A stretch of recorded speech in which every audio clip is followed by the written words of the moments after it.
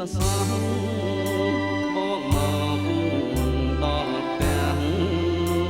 អូនបានមានថ្មី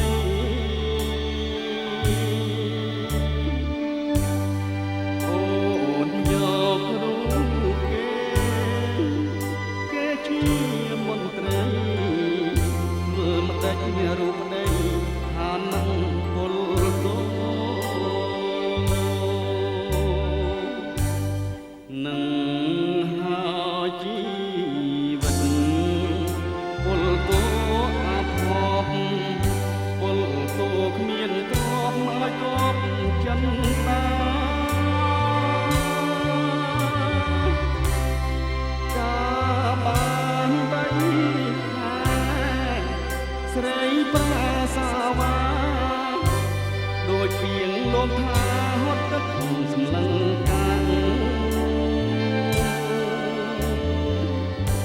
តែមហើយរឿងនឹង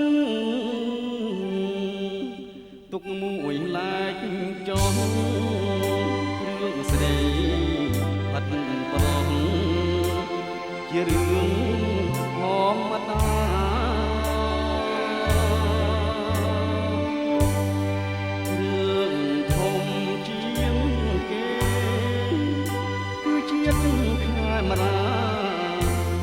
ស្រីសាវ៉ាលៀបកា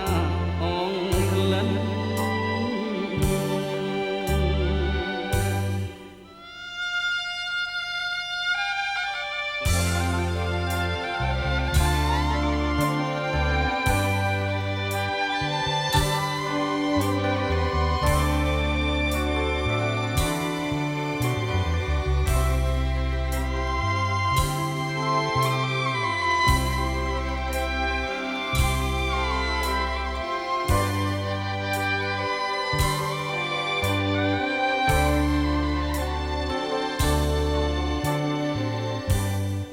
ហើយរឿងនឹងទុកមួយឡាយចុះរឿងស្រី